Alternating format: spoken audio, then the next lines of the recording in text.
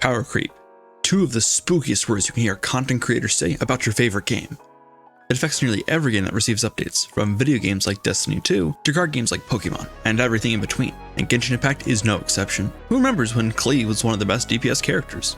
Power creep rears its ugly head in more ways than one. Kaeya's example is a specific role in a team, but power creep's roots go far deeper than that. Some players pick their characters based on factors other than combat use, like open world navigation. I know that we haven't seen all the new characters that will release in Fontaine, but I think we've seen enough to discuss some major power creep. As of my writing this, Neuvilette, Freminet, Neuvilette, Wriothesley, Charlotte, and Freminet have been released. So let's go over some of the facts and some rumors here. First off, I've heard through the grapevine that C6 Freminet might just be better than C0 Eula. I can't comment on how accurate this could be, since I don't have enough Freminet cons, but the fact that this question isn't buried at the bottom of some subreddit means that there's something here to talk about. Sumeru was the first country I can really remember that added in combat mechanics niche to its characters, having to do with dendro reactions. Other characters benefited greatly, like Kuki, but most pre-3.0 characters stayed mostly the same. Moving on to Fontaine, Hoyoverse wanted to duplicate the draw of using updated characters, teams, and artifacts, and they went from 0 to 100 real fast, with most of the new characters getting massive crit rate or damage buffs based on how their kit interacts with the new artifact sets. Basically, you'll find it way easier to build characters with high crit values, since like Lenny, Neuvilette, and Wriothesley all use the Marechaussee Hunter set, which increases your crit rate up to 36% when set up. I'd be remiss if I didn't mention how Fischl and Yumiko capitalize off the Golden Troop set, but that's basically like Kuki becoming more useful with the introduction of Dendro. So now that we have the background set, let's raise the curtain and reveal what's going on behind the scenes in 4.0. Previously, Ayato and Child fought as the two main on-field Hydra DPS characters, but they've both taken a backseat to Neuvilette.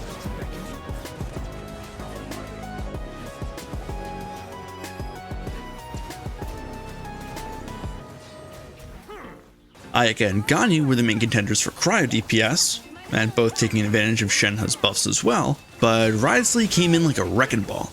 While I haven't conducted damage tests to see who's the best here, I can confidently say that in my experience, Wriothesley is way simpler to play, and has more team comp flexibility than Ganyu or Ayaka. Now to cover one of the most impactful instances of power creep in 4.0. As one of the free characters you receive in Genshin Impact, Kaeya is one of the few that can actually be useful towards the endgame.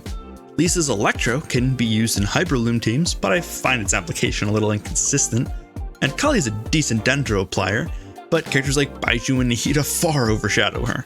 But then when it comes to Cryo application, Kaeya has been a contender since the game is released. His burst provides off-field application, and his skill's 6-second cooldown is one of the shortest in the game. This also has out-of-combat application, and Kaeya reigned as the predominant icebridger for over 3 years. This is where the most impactful power creep in 4.0 comes to light. Wriothesley's release immediately changed the way that players traverse the waters outside of Fontaine. With the advent of the first Cryo Catalyst character, we would never again need to wait for a skill cooldown to allow us to keep moving. Now, we can just spam normal attack, ice bridging at blinding speed compared to what we were used to. Then yet again, over water travel was shaken up as soon as Freminet was released. Activating her skill gives her the ability to walk on water for 30 seconds with a 20-second cooldown, basically 100% uptime. This also incidentally power crept the previous water walker, beating Kokomi, who had to use her burst. So yeah, power creep is alive and well in Genshin Impact. But seriously, I made this video to be a lighter take on the topic, since even though Neuvilette, for example, might be a better Hydra DPS than Ayato, the introduction of a new character literally does nothing to reduce the power of previous characters. New enemy types and bosses can affect the viability of older characters, but this tends to be more situational, like the Spiral Abyss, and in my opinion doesn't materially make the new characters better than the old ones overall. If you like to use Ayato or Ganyu for your DPS and Kaeya for your ice bridges, go for it, don't feel bad. There shouldn't be any pressure to use a character just because they do a bit more damage. Speaking of which, I've been thinking of making a video about how much damage per second you need to get by in World Level 8. Is that a video you'd want to see? Let me know in the comments. Just remember that the best character to use is the one that you want to play the most. And that's all for me. If you liked the video, drop me a sub, and I'll see you next time.